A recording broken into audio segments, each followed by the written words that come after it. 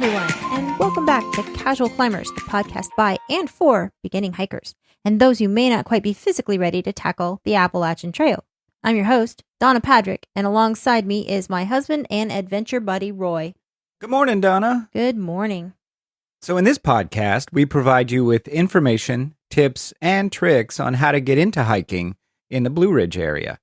We will cover some of the hundreds of trails in the various parks and areas of the region, and hopefully entertain you a little bit along the way. We're two middle-aged, not in the best shape hikers. Definitely not in the best shape hikers. Who love the outdoors and want to share all of our experiences with you. In this week's podcast, we discuss a relatively easy but historically significant hike in the Great Smoky Mountains National Park, Metcalf Bottoms Trail. We'll also have a big fun fact segment where we dive into the life of the Walker sisters, 5 spinster sisters who lived in the area. And we also review a new app that I've been using lately called GuideAlong. So what do you say, Donna? Let's get into it. Let's go. So here's Metcalf Bottom Trails by the numbers. It's 3.92 miles there and back from the parking lot. The time it took us was 2 hours and 36 minutes, but of that, only an hour and 30 minutes was actual moving time. And we're going to explain why there is so much not moving time later. The lowest point is 1,575 feet above sea level. The highest point is 1,950 feet above sea level, which is only a 375-foot elevation change. The friendliness from the midpoint where the schoolhouse is, and there is a parking lot there, so you can start there. It's a small parking lot, so it could be full, depending on when you go. Right. From there up to the Walker Sisters homestead is not too bad. It's a service road, so it's mostly gravel, not rocky or rooty. I don't think a wheelchair could get through it, but a hover-around could probably get through it. There's those log bridges. There's 3 log bridges that That's before the parking lot area. Oh, yeah, you're right. You're right. Yeah. But the beginning area is very rocky and rooty. There's no way you're getting a wheelchair or hover around. Like Donna said, there's a single cut log bridge, 3 of them that you have to cross.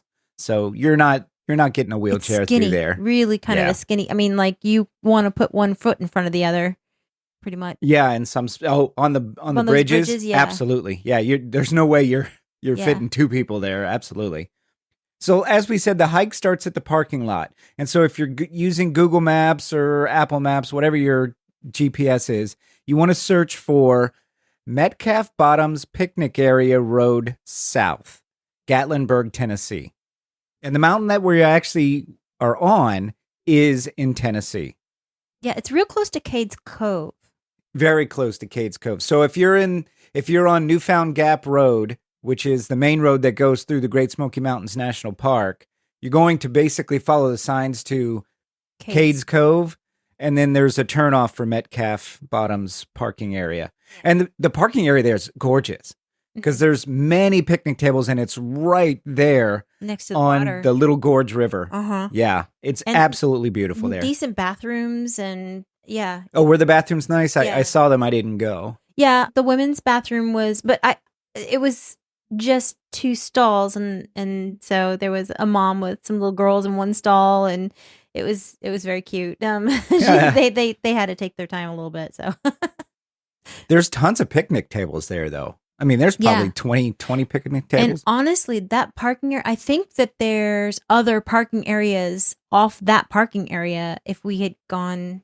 Oh, were there more? Yeah, and I think there's more bathrooms too. So, oh, wow. Yeah, it's pretty big. It's big. Yeah, it's pretty big. And that river was moving yesterday. Yes. So it was beautiful. You can drive over this wooden bridge, which...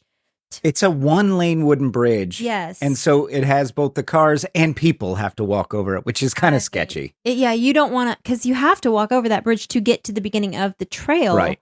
And so you're sharing that bridge with cars. Only one car, like you said, only one car can go. So if you're heading one direction, sometimes you have to wait for people to come over that bridge before you can go over that bridge as a car.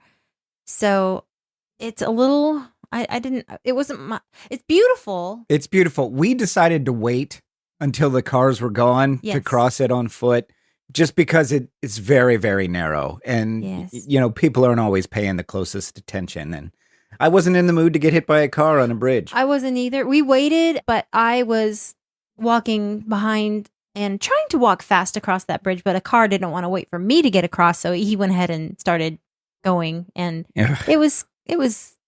They gave me enough room. I didn't die. It was pretty good. Yeah. Yeah. I mean, that's good. I did see him or her, whoever the driver was, start to move as I was exiting. As you were finishing. Yeah, now it's halfway across Just the wait bridge. a minute, she'll be done. Yeah, Yeah. but I mean, I was a walker. I wasn't taking up that much room. So one car and a person walking across that bridge can fit. It can, as long as the car person is paying attention. And there's so much to look at that it's hard to pay attention. Well, when and you're that's one of the driving. reasons why I mean, I didn't stop and take a picture because you're taking a picture of this beautiful river. Yeah. So I don't actually know how that picture turned out because I was walking as I was taking a picture. It turned out good. I put a bunch of trail photos up today, guys, because this is a very picturesque trail. The trail, not as much as the stuff that's on it, but we did take a picture, several of the river. And so you'll see that on episode 16 in the trail photos of the website, casualclimbers.podbean.com. Are we already on episode 16? Episode 16. Wow. Yeah. That's crazy. So, Donna, what did you think about the hike itself? Ignoring the historical significant buildings, what did you think of the hike itself? Well, you know me, I get excited about wildflowers, and there were patches of wildflowers on the sides of the path. So many. Purple and Mhm. blue and yellow and So white. Yeah. Yes. So I enjoyed that. And also another one of my favorite things is to hike next to water. Yeah, and much of this trail runs right along a little stream. It's not very big. Right. It's one of the smaller streams. But it was pretty fast moving. Yeah. And there were some, what I thought were deep parts. And then you were like, oh, and you stuck your hiking pole in. It wasn't as deep as I deep thought. as it looked, but it was running for the most of the Yes. trail. There was a stream, or probably more like a couple streams, Yes. given the directions that we were moving. Yeah. So I enjoyed that. The beauty of the stream, the beauty of the wildflowers. I had my thermocell so the bugs weren't bothering me. That thing works so well. Yeah. We reviewed it a couple episodes ago, guys. Man, does that thermocell work great. Because you can hear them buzzing, but they're just not buzzing all up in my Man, ear and landing on me. Yeah, you can hear them, but I didn't feel a single gnat, a single fly, anything. Yeah. Or no mosquitoes certainly would get through that nice barrier. So, Thermocell, if you're listening, sponsor our podcast because we're big fans. Yeah, did you find the hike particularly challenging? The hike itself? Well, we kind of went at a fast pace. It was our fastest pace to date. Yeah, And because that we were may excited. speak to the difficulty level too. Right. Yes. If we could have moseyed, we could have taken our time more, but the fact that we were moving kind of fast because we both love history and we both knew what was kind of at the end, like At would the you middle say? and at the end. at the middle and at the end, Yeah. historic buildings. So we might as well just tell them what it is. So from the parking lot, it's roughly 0.7 miles to the first historically significant area. And this is an old schoolhouse built in the 1870s that is open. You can go in and look at it and you can see the original benches and the original walls. And they still have interpretive demonstrations Only there on Tuesdays. On Tuesdays. We weren't there on a Tuesday. No, we went on a have Friday. to go back on a Right, Tuesday. yeah, we'll have to go back. And then right across from the schoolhouse is a cemetery that has some. It's actually a fairly large cemetery. There's probably, I don't know, what'd you say, 50 to 60? So I looked it up, and Okay. I wasn't going to say anything about this until the fun fact, but I'm going to go ahead and just give a little teaser. That cemetery, almost half of the bodies in that cemetery are children or babies.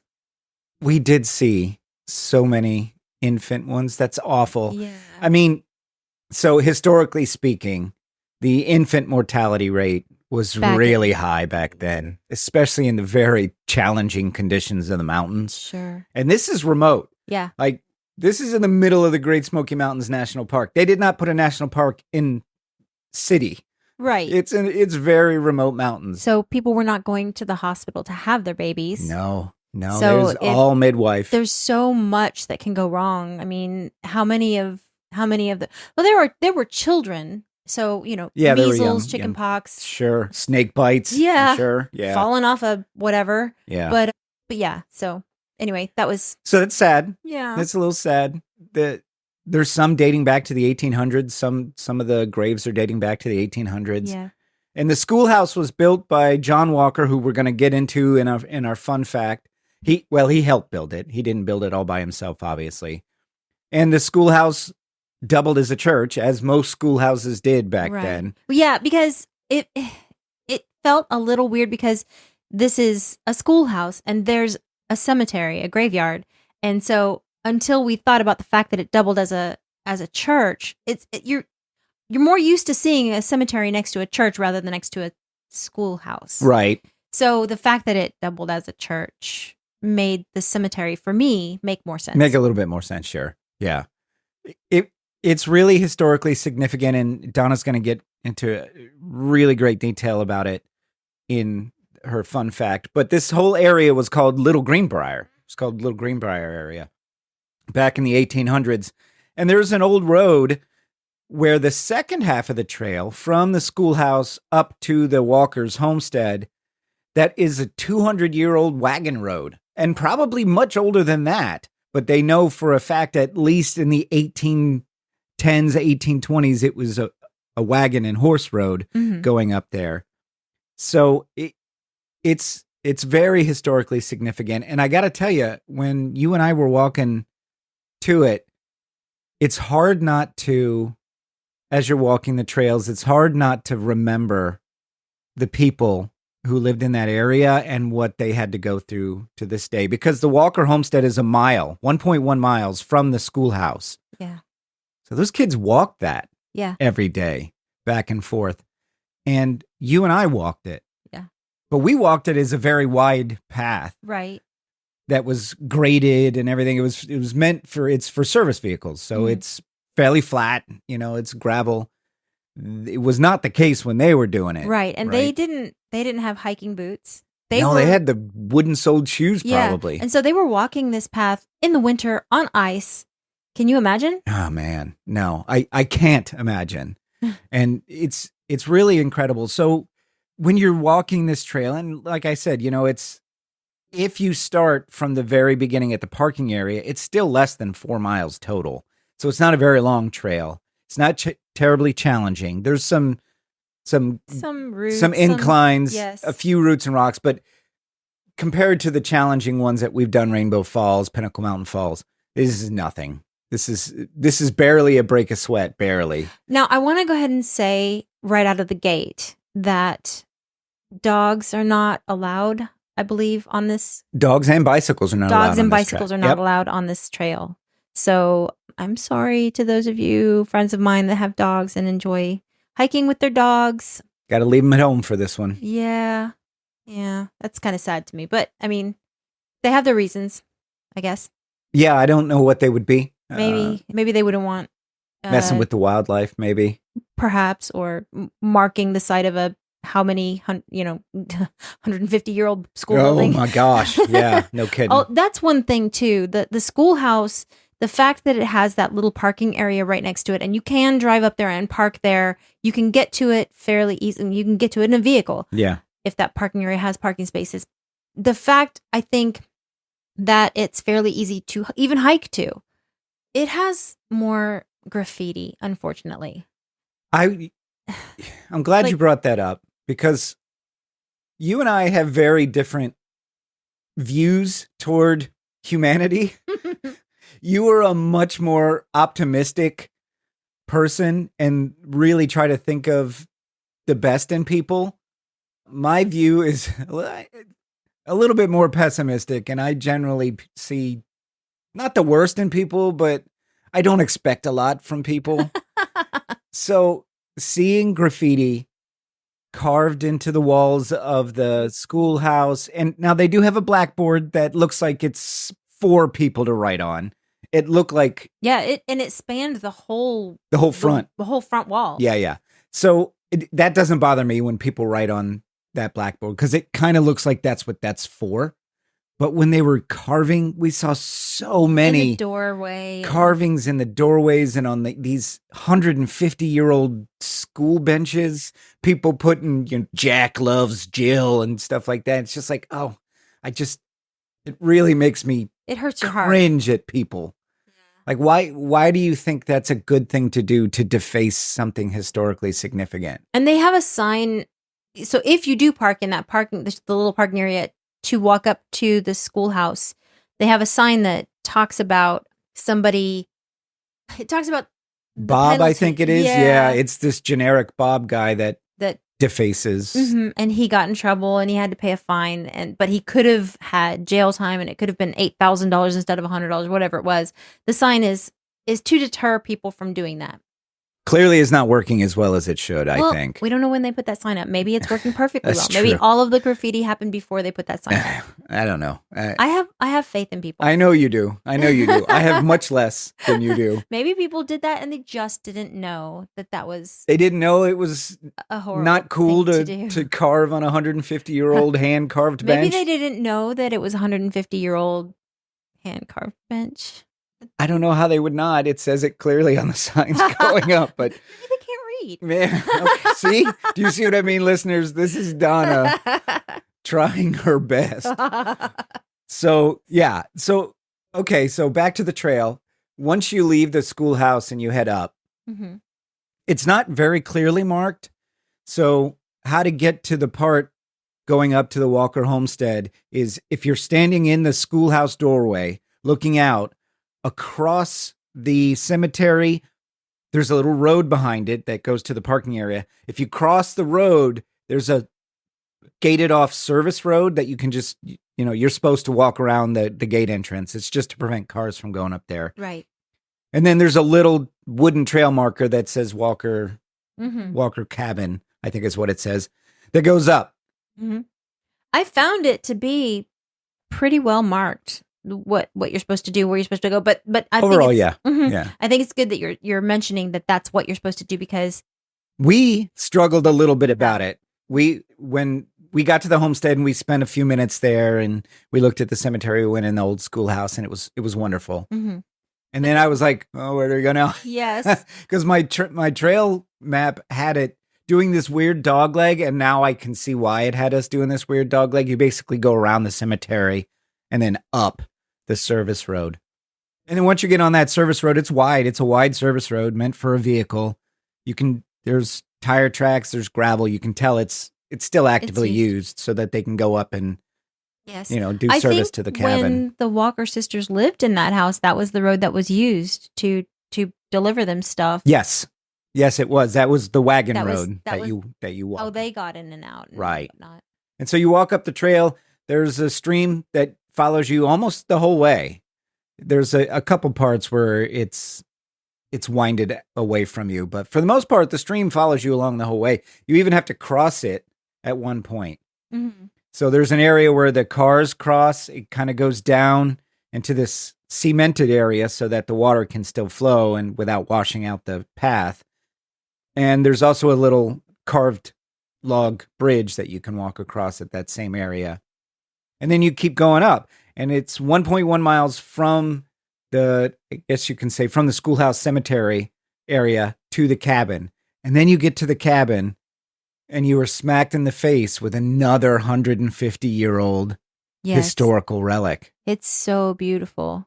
It's incredible what they did there. Yes. So we're going to talk about the buildings and the homestead in much greater detail and the fun fact. But there are 3 buildings still standing there. Yes. There is the corn house, which is where they stored their corn. And these are all wood that were hewn from trees there on the property. There's a spring house, which Donna's going to talk about. But basically, it is a wooden structure built on top of a spring that they used for refrigeration purposes. Right, that was their refrigerator. Yeah. And then there's the main house, which it's basically 3 rooms. There's the kitchen, and then there's the 2-story main house, which is 1 room downstairs and 1 room upstairs, and then the front porch. Yes. And so it's all attached into one. And those are the 3 buildings that are currently there. Right. The kitchen house has a big hearth fireplace, big fireplace, and the main house has a big fireplace as well. They were huge fireplaces. I was surprised at how big they were. Yes. Probably 6 feet wide, maybe even 8. Yes. Yeah, they were huge. And this house is not that big. 20 foot, the living area is 20 foot by 22 downstairs and 20 foot by 22 upstairs. And the kitchen's probably 16 by 18. Yes. So this is not a big spot. How many people live there? So, I'm going to get further in the fun fact, but John Walker and his wife had 11 children. So at one point, at least 13 people were living there. Yes. That is insane when you think about how small that is. Yes. And oh, by the way, I don't know if you knew this, but in my reading, the kitchen was the original house. The 2-story that is attached to it is what was added. Is that true? That's true. And that one's even smaller. Yes. The kitchen is what was there. Wow. I did not know that. Yes. And that's incredible. So the 2-story was the addition and the front porch was an addition as well. When they moved in, it was that kitchen room. Wow. Which they would not have considered it the kitchen. That was their house. That was their home. Yeah. That's nuts. And Donna's gonna tell this amazing story about the Walker sisters. If you've never heard of them, they are these 6 sisters who never married. No, one got married. There were 5. Wait. 6 never married. Yes. 1 did. Yes. So okay, there were 7 daughters total. 6 never got married. Sorry. They all 6 lived in the house together until they died. And so Donna's going to go into that, but their story it was covered by the Saturday Evening Post back in the 1940s. That's how interesting these women were. And Donna's going to give us a lot of tremendous detail on it. Yeah. But back to the trail overall. So that's the terminus. That's where the trail stops, and then you turn around and come back. So on the trail itself, Donna, would you recommend the trail just for hiking purposes? Just for hiking purposes. So if somebody had no interest in history, would you say this is a trail for them? There's probably better trails. I think so. The trail, in my opinion, was fairly unremarkable. It's pretty enough. And like I said, we love history. So just the stories around the land for us, that's what made it magical. That's why we drove 3 hours to get there. Yes. Is for that story, for the Walker sisters story. So it's 3 hours from Greenville, South Carolina. Yeah. Yeah. The trail itself, it's fine. It's not a bad trail. No. It's just unremarkable.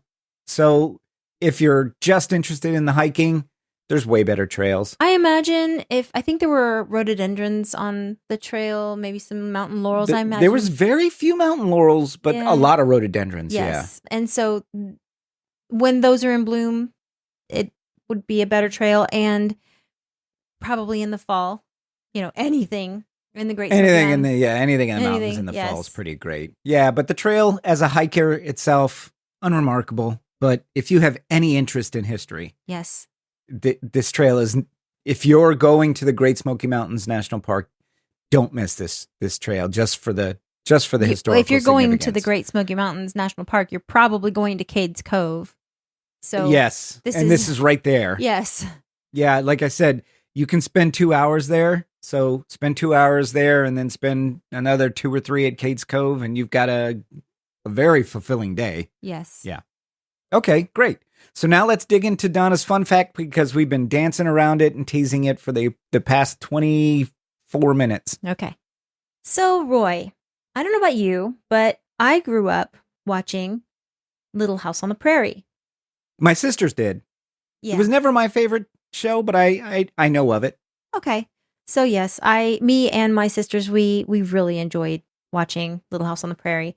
Did you know that the Great Smoky Mountains had their own sort of Little House on the Prairie up into the 60s, the 1960s? There were these women that lived in the Great Smoky Mountains National Park, the Walker sisters. The Walker sisters. Yes. We saw a little glimpse into their life on the trail. Yes. They lived in the family cabin their whole lives. The cabin was built in the early 1840s. They said that their 20 by 22 foot cabin was the only home they had ever known. It's near Kate's Cove. I Yep. think we mentioned that, yes. Mhm. So when the Great Smoky Mountains National Park was becoming a national park, the government was coming through and buying up all of the private property to make that part of the national park. Sure. And so the Walker sisters were watching their neighbors selling their land and moving away. And the Walker sisters were like, no, I'm not about that life. I'm staying. I'm going to stick around. I'm going to stay. They just dug their heels in and they did not want to move. And we hiked there and saw the beauty of the land. I don't blame them. Yes, I don't either. Now, I know a little bit about this story just by helping you research, Mm-hmm. and it's fascinating from start to finish. So I'm looking forward to this, and listeners, I hope you're going to enjoy this as much as I am. Now, keep in mind that this cabin has no electricity, no plumbing. The government probably thought it'd be easy to buy properties and convince people to relocate because, well, what are we talking about when it became a national park? It was the 40s? Yep, early 40s. So here's what's interesting. It's 2024. There is no electricity, plumbing, or running water there still. And Right. they lived there until when? 1964, I believe, was 64. Everybody had indoor plumbing, electricity, What? and clearly running water. not everybody. And- You can't say everybody. That's nuts. That is insane. The amount of resourcefulness I'm sorry. that these women had. It was 1966. Well, that's the married sister. She died in 1966. Okay. So, but yes, the sisters that stayed, it was the sisters that were spinsters, the ones that never married. They were the ones that stayed. In fact, it's called, I think it was called Five Sisters. Five Sisters Cove. Cove. Yep. Mhm. Yes. Because these sisters stuck around and they stayed. So where did the story start? Okay. So the story starts with John Walker. He was born on 3/3/1841. Now, I like that birthday because you were born on 4/4 and I was born on 5/5. So John Walker was born on 3/3. So he's a kindred spirit. Kindred spirit. But the year was 1841, so a little bit before us. A couple years. Yeah. He was the oldest of 15 children. Good Lord. Yes. Yes. Crazy, right? Man, they were popping them out. That I mean- woman had to be tired. Well, I think maybe the older children helped with the younger children, but yes. I mean, just Yeah. 15 kids, you were constantly pregnant. So John Walker was he was someone who voted he says that his first time that he voted for a president was voting for Abraham Lincoln. I don't know if that That's really interesting because you would think that in the South during that time they would be pretty hardline conservative, but Lincoln was a very progressive candidate. So that's really interesting that and of course he was Republican at the time. right. You know that the parties have since flipped Right. on their values, Yeah. but yeah, that's interesting. The Republicans used to be the more progressive. Used to be the progressive ones, yeah. Yes. So he when the Civil War was breaking out, he was 19 and he and a bunch of his friends. So Tennessee was really divided. There were a lot of he was not the only one that No, they call it the volunteer state for a reason. right. Right? Yeah. So he and his buddies went to go volunteer to be Union soldiers. And I think a lot of people did that because the Confederacy was drafting people. Yes. So they were trying to avoid being drafted by the Confederacy and joining the Union Army. I mean, clearly he had sympathies with the Union, voting for Lincoln. Yes. So, I yeah, wonder how that was. That there were so many there had to be neighbors that tensions hated it. and- Yes. Yeah, I would think so. I don't know if you openly talked about your politics back then. I mean, everybody had a shotgun, right? Yeah. Yeah. At least one. Yeah. Yeah. I think it was probably talked about more than it is now. But back then, I don't think it was as identity driven as it is now. Hmm. So this isn't a politics podcast, so we'll skip that part. Okay. All right.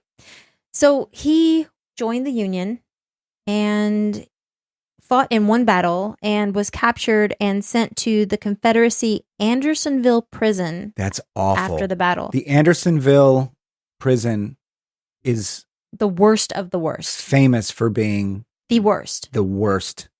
Starvation Yes. was rampant. Right. The Andersonville prison only existed for 14 months. Now, John Walker wasn't there for that whole Right. 14 months, but just to give you an idea how bad it was, the Andersonville prison existed for 14 months.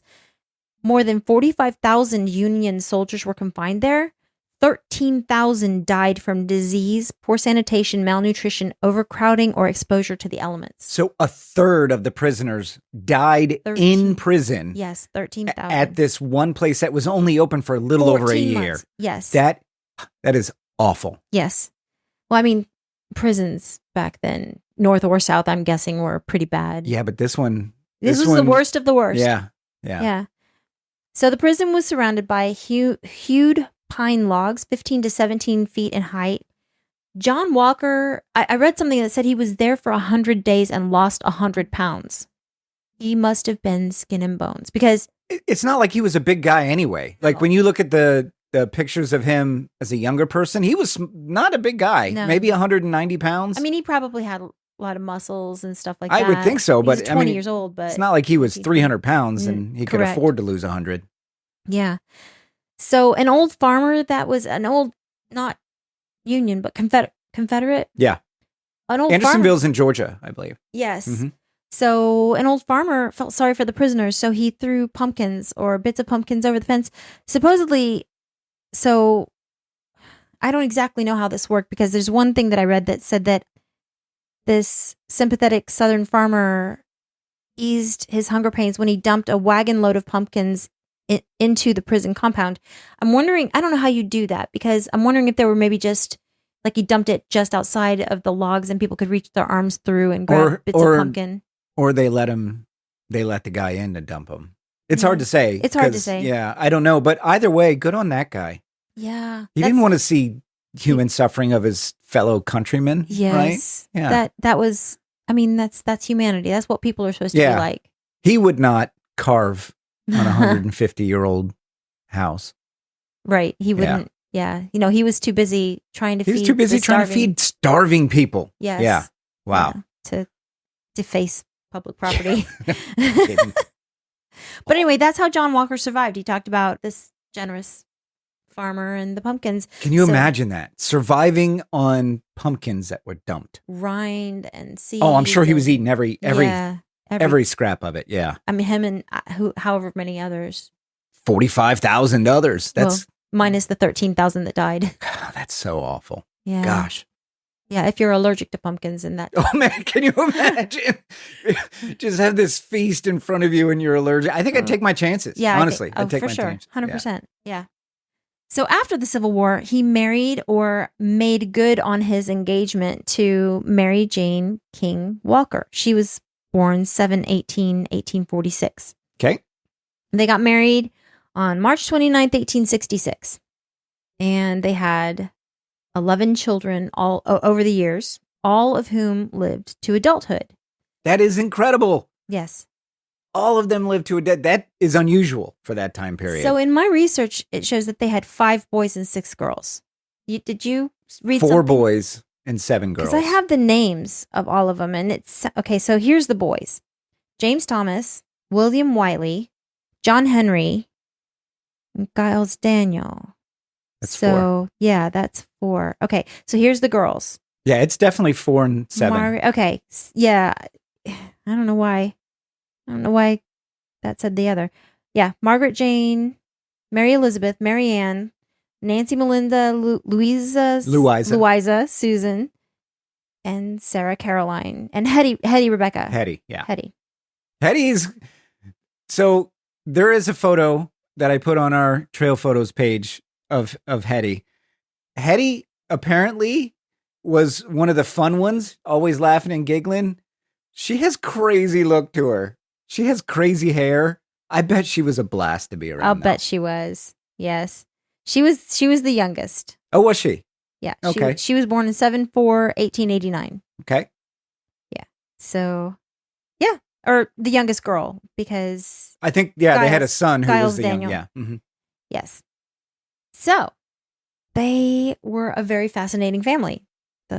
when John and Margaret had only 4 children, they moved into the house that his mother-in-law owned and lived in. So they moved in with his mother-in-law, with his wife's mother. So originally they did not have that house there in Greenbrier Cove. They moved there after 4 of their children had been born. Okay. Wiley King, Walker's father-in-law, died in 1859, and most of his children had moved away. So his widow continued to reside in the little Greenbrier, that little house, but was probably finding life more difficult as her children moved away. So she was older. Yes, she was 60s probably, or 70s, right? It sounds like maybe they moved in to help take care of, kind of like you and I moved to this area to help out your mom. Yeah, I think it was a win-win for both of them, right? Yes. Instead of having to build your own house, you take one that already is standing, albeit small. Yeah, albeit small, but they probably did not anticipate having 11 kids when they moved there. I mean, probably. And then for the mother, she had help. Yes. That she, I'm sure, desperately needed. Probably. Yeah. Yes, because that's a pretty big property and living in the mountains. Yes. By yourself as a 70-year-old lady. I mean, there were a lot of bears back then and mountain lions and wolves back then. Yes. So it could not have been easy. Now, before it was a state park, you were allowed to hunt, which was a good thing for people who lived there, probably. Oh, sure. They had elk and deer. Yeah, there was all kinds of food. But you could also... They also had elk and deer that would come after you. Yeah. Yeah. So, yeah. Robin... Oh, I'm sorry. Not Robin. I was jumping ahead. So... Margaret Jane, the mom, she was a skilled herb doctor. John Walker boasted that in his life he had spent a total of 50 cents for the services of a medical doctor. That's funny. Yeah. That's crazy. Yeah. So that's pretty good with the herbs. To be able I would think so, right? Like that's old school mountain healing right there. Yeah, definitely. So she was also, in my imagination, someone you wouldn't want to mess with. So there's this story about her hearing a sound. She heard one of her hens making a great deal of noise, as if something was killing it.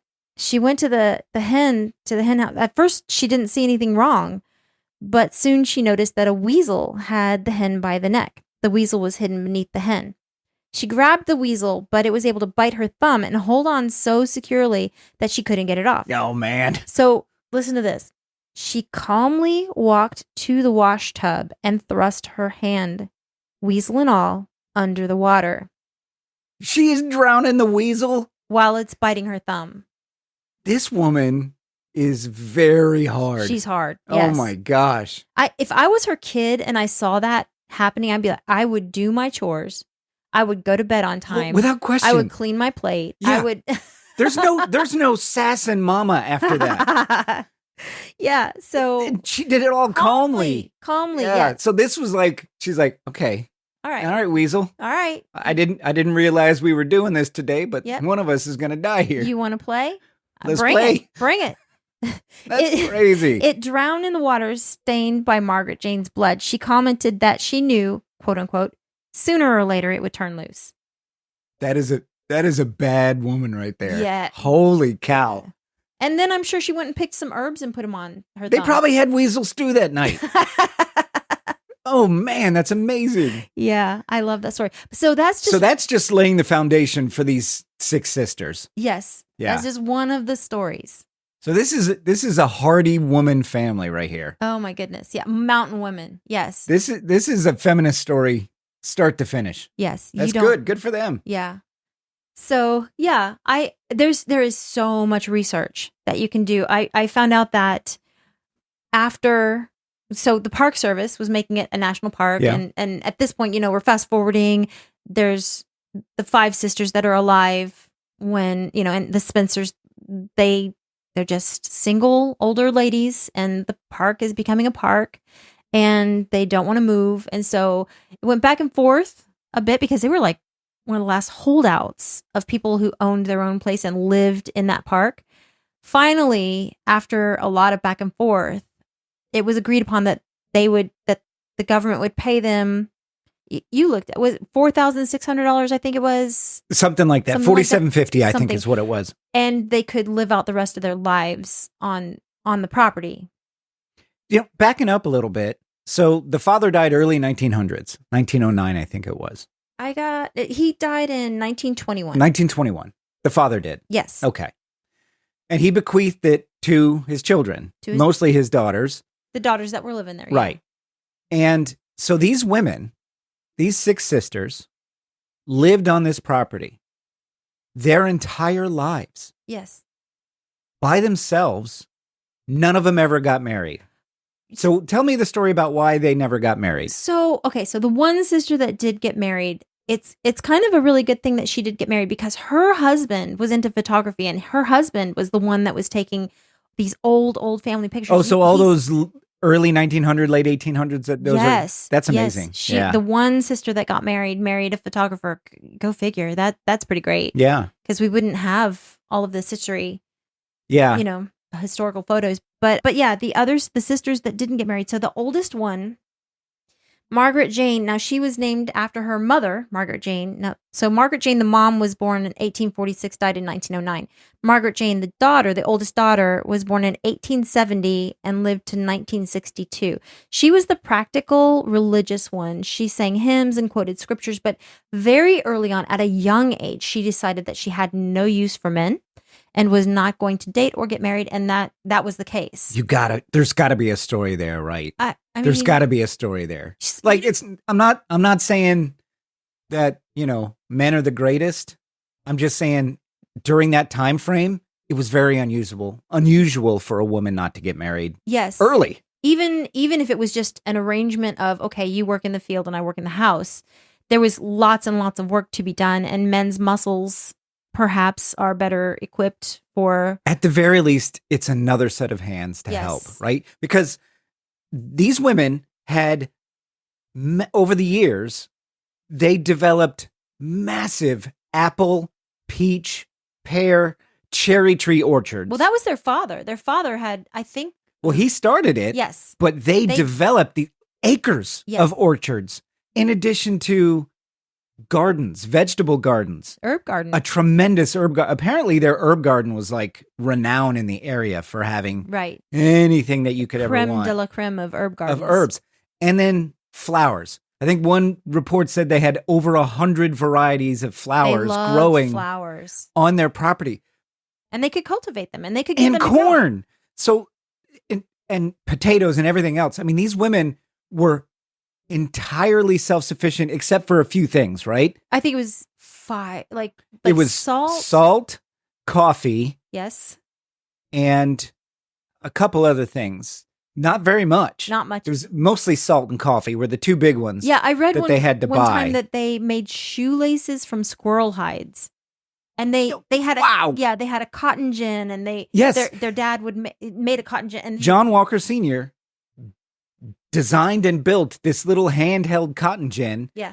And that's another thing. These women had cows, goats, sheep, and an old mule. And they were doing this all on their own. And let me tell you, listeners, the mountains, it's pretty high up there. This is close to chimney tops. The winters get extremely cold. Oh yeah. There's a picture of that cabin with snow all around. Yeah. This is not an easy life. And they had a much harder life than anybody else of that time. Right. In the city, for sure. In fact, they were educated. They were all considered to be above average intelligence, but they only went to school till the 6th grade. Well, not only that, but in a year's time, they maybe only went to school 3 months because they had so much work. Oh, that's right. Yeah. On the farm. Yeah. So it's not like they're going to school as much August through April or May like they do now. They were going a couple days, maybe 1 or 2 days a week, or maybe just a couple months out of a year. A section of time that they didn't have the farm, probably winter, I would think, right? When they're not working in the fields. You have those slick bottom shoes and the ice that you have to walk on. It's insane. And so there's no yak tracks. There's no hiking poles. No, there there's not. Probably are walking sticks, but oh yeah, I mean, you grab a stick, yeah, sure. So the oldest sister was like, I never need a man.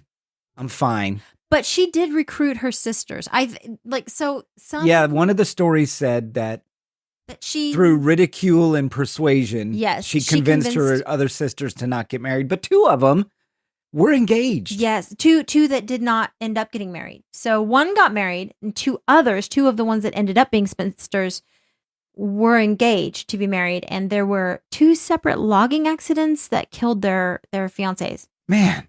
Yeah. So they had 11 children, which is unusual.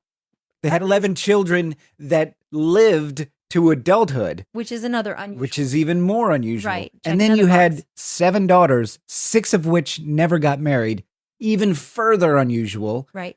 And then those 6 sisters lived on this property and worked the land Yes. harder than anything that we could possibly imagine today to make it even more unusual. So you can see why there have been books and documentaries Yes. about these 6 women. They are remarkable Yes. women. In 1946, the Saturday Evening Post did interview them. Yeah, they did it was a cover story, I think, Yes. for them. How incredible. Yeah. Because at that time, if you wanted, now Little House on the Prairie was not airing on TV. I wonder if somebody visited or knew about the Walker sisters and said, you know what would be a great idea for a show? You see what these women are doing? But even on Little House on the Prairie, they had Pa Ingalls, and then Albert was there. So they had some male help Yes. there. But Which these girls had when they were young. yeah, and so from the parts that I was reading, they would ask for help when they needed it from neighbors or something I'm like that. thinking that their brothers probably came. Well, one of the brothers served in World War One, Yes. and another brother moved to Idaho. So they kind of spread out, but I don't want to discount in any way, shape, or form the day in, day out. challenges that these women overcame. And so one of my favorite stories from what we were reading was that these women, so they grew all their own food, literally everything. Yes. They hunted, they butchered their own hogs, they cleaned their own hogs, they everything that you need for daily life, they did. They made their own clothes. Nuts. Yes. Anybody that would come over, they would feed them. Yes. Anybody, the mailman, Yes. if he brought the mail inside instead of dropping it off, close by, he would get fried apple cakes. Yes. That is If you were their mailman. right. So So if you bring their mail to them, now this is when they were elderly ladies, because what happened was there was a sort of a shift when it became a national park. They could no longer shoot, hunt, kill animals, that kind of thing. They Right. could no longer. I read that you could no longer chop wood, but I don't know if there was some kind of I think that they probably got a allowance. pass on that. Yeah, because they had wood burning fireplaces. Yeah, They needed yeah. that for heat. For life. Yes. For food and heat. Yeah. Yes, yeah, exactly. For food, yeah, because they cooked on their fireplace. Right. Amazing meals from what I read. Yeah. So some of the stories in these books that we were reading talk about how people would come from miles around for their Christmas meals. These ladies would start cooking weeks in advance Well, they had 2 fireplaces to cook on. and make these incredible spreads that people would just come from miles around and were lining up out the door to get some of this food. And these women were always gracious and yes, they loved people. They did. And so when the park was, I guess, commissioned, when it was unveiled, when it was official, these women were allowed to stay on there until they died. Right. They're spinsters. They're not married. They're not having babies. It's not like, and they were already elderly. Right. At least in their midlife at the time that the, Yes. 40s and 50s by the time the park became a park. Right. And so slowly over the next few years, people started coming to the park, started hearing about these Walker sisters and showing up, and they would always greet them. Yes. And they would always feed people. They started making corn cob dolls and baskets to sell, little tiny baskets to sell to the visitors, and of course the apple cakes. They The stack cakes? Yeah, we had to look that up, what a stack cake is. So a stack cake is basically, it's not exactly a pancake. It's this cake that's made with flour and, flour was molasses? another thing that they had to get, and molasses.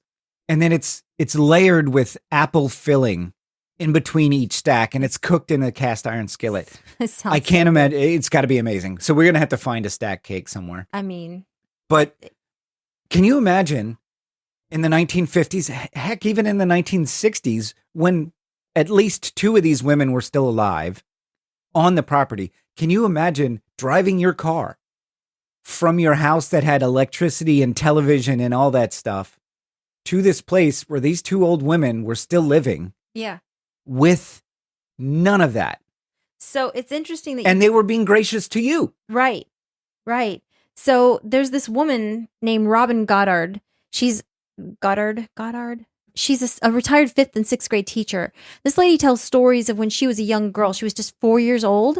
So she had a neighbor.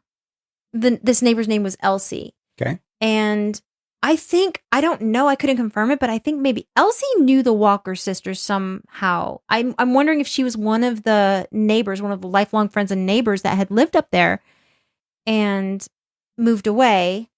Well, the neighbor, Elsie, would take this little 4-year-old girl, Robin, up to the Walker sisters' cabin, and they would spend 6 to 8 weeks with the Walker sisters each year. Little Robin, when she was young, she would sleep on a trundle bed in their cabin, and Elsie would help with harvesting and planting, and Robin's father entrusted Elsie to keep Robin out of trouble during those visits. That would take a leap of faith to send my 4-year-old little girl for 6 to 8 weeks to that cabin. So she stayed there? She lived there for 6 to 8 weeks? Every year for several years. So she knew these ladies. Very, very well. Yes. Yeah. She kind of grew up with. So let's see. Robin was born in August of 1953. So she's currently 69 years old. So she was there. She was alive for at least 10 years before the last one passed away. Yeah. So if she was 4, this would be 57. So I think there was 2, maybe 3. I think there might have been 3 sisters at that point. Yeah. So she has, there's a video where we found it on YouTube, or I found it on YouTube. Yeah. It was a Channel 10 news video. They did these different, letting you know about this story, because it's an amazing story. Yeah. So Robin Goddard, she still volunteers there. She goes to the little Greenbrier school that was built in 1882. The school that we went to that's on this trail. Yes. Robin volunteers at that schoolhouse. She's there every Tuesday from 8:30 to 6 p.m. to answer questions. And she does a presentation every Tuesday at 11 a.m. and 2 p.m. I hope now this that I'm getting this information from was done 4 years ago. I'm hoping that she's still doing that. Yeah. I couldn't find anything about her still doing it, but I hope so. Yes. Because I saw the video. I watched the video with you. Yeah. It's fascinating. She has a lot of insight about these women because she knew them personally. Yeah. Yes, she has her favorite sister and all that. So she adjusts her presentation, or like I said, hopefully she's still doing it, but she when she was doing it, she adjusts that presentation depending on who's in the audience and what they're interested in learning about. So I love that. Yes. She dresses like an authentic teacher from back in the day. She rings the school bell and she shares lessons about life during that era. She even has a spelling bee that people can participate in. So yeah, she's been volunteering there for 44 years. She's been doing presentations since the early 1990s. That's wonderful, and I hope she keeps it up, and that's really amazing. You know, when we were looking into this, so the whole impetus for this trail came about by you stumbling across their story. Yes, and then we were like, oh, there's a trail that goes up there. We're gonna we're gonna kill 2 birds with 1 stone here. Yep, and didn't actually kill any birds though. It's a national park. No birds died in the making of this podcast. Right, but when we started getting into it, I was not prepared for how truly remarkable these women were. Yes. I don't think it can be overstated how difficult of a life that being completely self-sustaining, self-sufficient on a mountain without any modern conveniences, not a single one. Well, okay, so... And they were women doing this well into their 60s and 70s. Right. Now, they did have a Sears Roebuck catalog that they would order hats from. They were into hats. They love their hats. I Yes. saw that. So now, when we say that they didn't have money, we mean they didn't have money. Right. They One of the things they said was make do or do without. yeah. Make do or do without. So they sold what little surplus they had of chestnuts and apples and then they made one made of them stuff. wrote poetry. Louisa wrote poetry. Yes. And so at the end of this fun fact, I'd like to read one of her poems Oh, I because love that. one of them is really interesting. It gives you some insight into why they stayed, even though the Park Service was There's going. value, right? There's value in. Can you imagine a life where you don't have an electric bill, you don't have a water bill, you don't have anybody well, they had the Park Service telling them that they couldn't shoot animals, but Yeah. But even before the Park Service, right? right, Knoxville was a good sized city right. in the 1920s and 30s. And I think a couple of the sisters actually worked in a hosiery factory or textiles for brief periods of time there. So it's not like they didn't know about it. Right. They were very well aware of electricity, of running water, Oh, yeah. of indoor plumbing, of vehicles, they and would go chose to- not yeah. to use them. Yes, and they did a train ride to go to some church event or something somewhere. Oh, that's right. Yeah. So they were aware. They knew. They chose that life. 100% Yeah. choice from each of them. Right. Now, I saw some things online where it said the older sister kind of bullied them into it, but I don't think she's going to bully 5 other women. yeah. That's not going to happen. She's not going to bully 5 other women. She might be able to bully 1 or 2, but not all of them. They had to also want it. You can't, I mean, Of course they did. Yeah. Now, one of them whose fiance died in a logging accident, she had some, That was Polly. yes, she had some mental issues. Polly's fiance, Cooter, which was the only name given to him, Cooter, died in a logging accident, which apparently was pretty common back then because 2 of the sisters had fiancés in unrelated logging accident deaths. She was so grief-stricken, apparently, that she walked around for a while and got sick. Yes. And that sickness affected her mental health. Probably she got some kind of brain infection that went untreated. She was, What did they call her in one of the stories? Unstable for the rest of her life. yeah, But productive still. It's yeah. not like she was a vegetable. I mean, honestly, going out and working in a field or picking apples or whatever, that's probably a really great thing for somebody who has mental problems.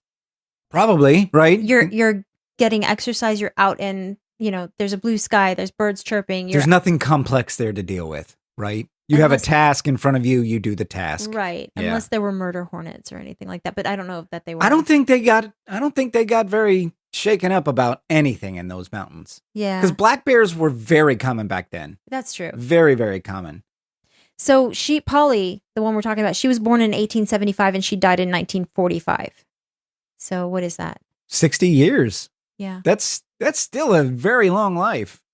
Yeah. All of these women died fairly late in life. Mm-hmm. I mean, when you compare it to the average mountain lifespan back then. Now, Martha Ann, she's the next one. She was born in 1877 and she died in 1951. She was the family accountant and she was the one who was in charge of the catalog orders for the hats and stuff. So. That's pretty great. Yeah. That one of the books that we got, and we got it at the visitor center there at the Great Smoky Mountains National Park. There's a book about the Walker sisters, and that's where I'm going to read the poem from. It shows their hats that they recovered, and the National Park Service retrieved thousands over 4,000 items from the sisters artifacts are preserved in a temperature-controlled archives building in Townsend. I hope that they sometime do maybe like an art exhibit of these artifacts. Oh God, I would love to see that. That would be amazing. Yeah, because National the Park Father Service, Walker he built a lot of inventions Yes. that helped them. So those would be interesting just to see anyway. Yes. And they made their clothes. That is so nuts. In the book, And it they were talks good about at making their clothes. yes, they spun their own wool and made their own linen. And their cotton gin. That is crazy Now, to me. the one thing that I read was that to make their summer clothes, they did go in, that was store-bought material because you needed the lighter lighter materials. material. Yeah. Yeah, the wool and everything would be too heavy for summer, I think. But still, they just bought fabric Yes, and made their own and clothes. made their Yeah. That's simply incredible. these Walker sisters story, the more it was one of those things where you got sucked down a rabbit hole. Mhm. So the more you read about their incredible life, the more you were like, oh, I want to find out more and more and more and more. Yeah. Yeah. I found the, okay. So the video series, The Walker Sisters, was done by WBIR Channel 10. They did 3 videos. Oh, nice. About 4 years ago. And they also interviewed a woman named Valerie Polk, a videographer for the nonprofit Great Smoky Mountains Association. Her great-grandmother is the one Walker sister who got married, Carolyn Walker Shelton. And Jim Shelton was her husband, and he developed some of the best early photographs of the Walker family. So listeners, go online and search Walker sisters. It'll be the first thing that comes up. Yeah. There's tons of pictures of them. If you look at, you can see their buildings and their homestead there. Today, if you look at the pictures on our website, there's nothing on the porch. There's nothing in the house. But if you look at the pictures from back then, every inch of their porch, every inch of their house is covered with a tool or something that they would be using every single day. Churning butter. Everything. It's insane. And the Saturday Evening Post photos are really striking. Yes. They're very good because they're in color, which was very unusual for the time. And you get a glimpse into the life. Just what I always find interesting looking at these old pictures is looking in the backgrounds, because you get a good idea. There's a loom on the front porch that they use to weave their fabrics. There's one of the pictures has a lady making butter. You know, it's just incredible what these women accomplished. And like we said before, they chose it. Yep.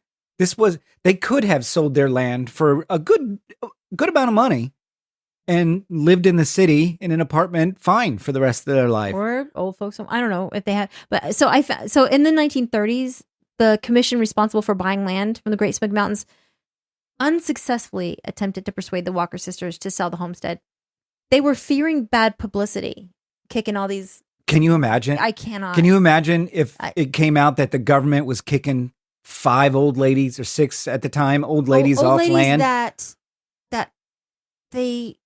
they were loved by the people. They loved people and they were loved by people. Yeah, absolutely. So the commission balked at forcing the Walkers out via condemnation suits.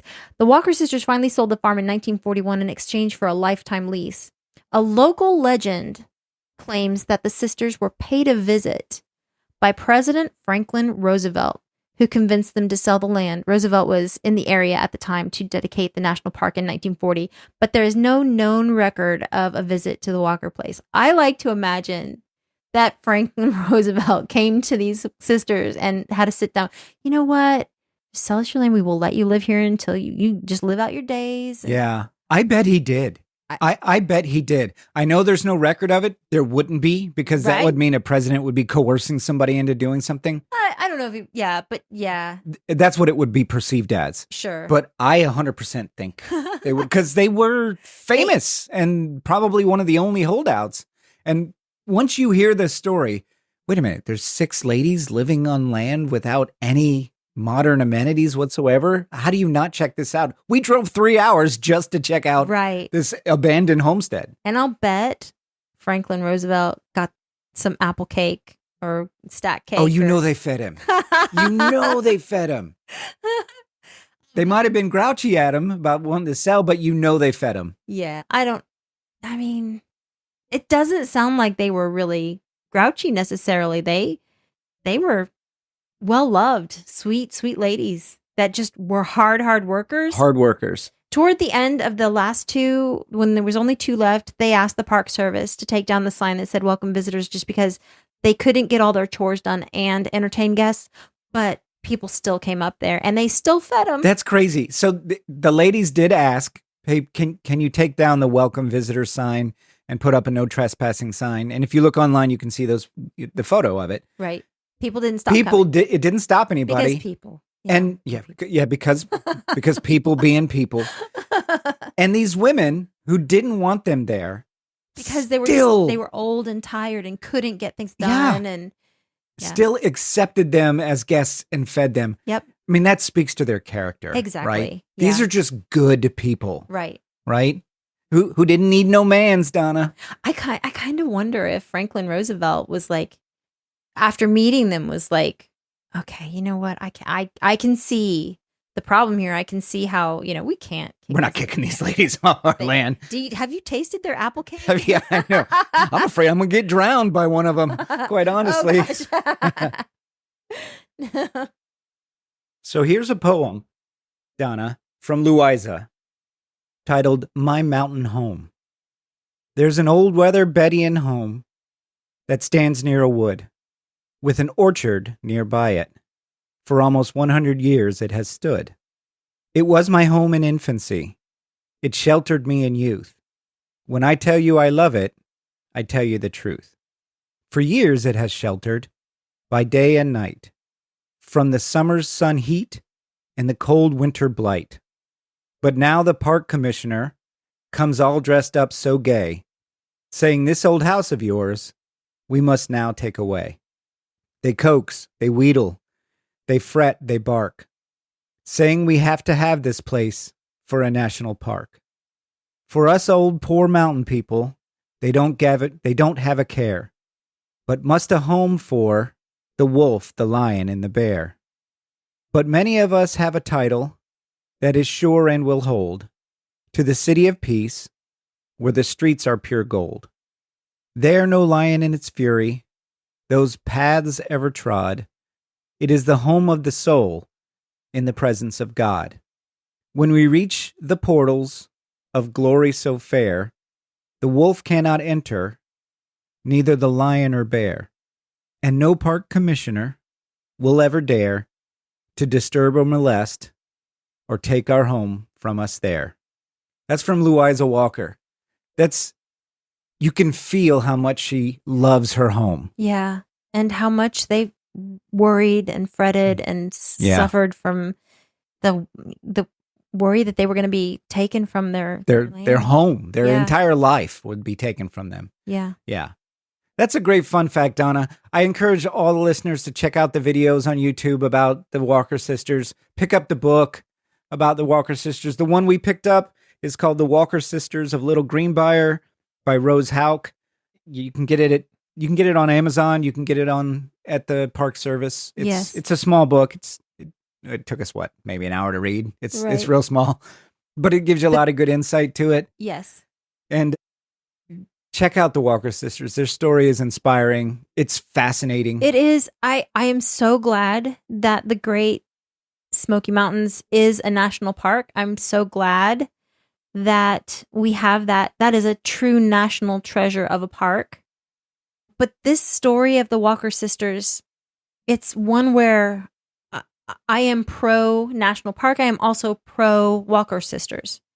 To see their sheer will and determination to stay, and I don't know. Yeah, it does make you wonder, if the national park didn't take over, would their homestead still be there, or would some logging company or something else have come in, a mining company, and just leveled it all, and we wouldn't have any homestead or school to go to? It's hard to say. That's a fair point. It's hard to say. Yes. So, yeah, thanks, Donna. Thanks for researching that. I know that this was a tough one. You weren't feeling well yesterday, so you powered through. That, and I never thought I was going to be ready to record this podcast because there's so much information. Yeah. It's one of those things where, but this and this and this and this and this needs to go in, and you just can't get it all. No, you have to cut it off at some point. Yeah. And get people. So the Walker sisters, if you're out there up wherever, depending on your belief system, good on you. Yeah. That's impressive. You got a couple fans here. And there's a lot of Walker relatives, great nieces and nephews, and there's a lot of people that I would be so proud if they were in my family. Oh, without question. Line. Incredibly strong women, every single one of them. Yeah. Yeah. So today's review, Donna, is a little different than our normal reviews. Normally, we talk about hiking equipment or neat businesses in the area. But today we're going to talk about an app called GuideAlong. Now, we first discovered GuideAlong when you and I drove the Blue Ridge Parkway last year in the fall. Oh, yes. I love that. GuideAlong is an app in the Android and Apple stores. The app is free, but the tours cost money.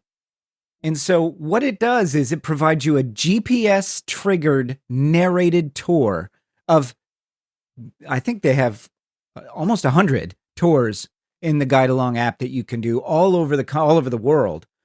And basically what it is it gives you interesting information about a specific park or region or city or whatever that is triggered by GPS. So when we were driving down the Blue Ridge Parkway, when the app was running, as you're driving, when you hit a spot, it would trigger this narration that would tell you a story or tell you something interesting about it and give you tips on, hey, this is a great store to stop at. Here's, this next exit has great food if you want to stop. There's hikes coming up here. Let me tell you about the history. I fell in love with this app on the Blue Ridge Parkway Drive. It is a wealth of information. And the Great Smoky Mountains National Park tour is just as fascinating. Yes. And I like that the narrator, he will also tell you when he's like, this is just a so-so hike. You can pass this one on by, or if you feel like getting out and stretching your legs, then you could do that. But there's better stuff.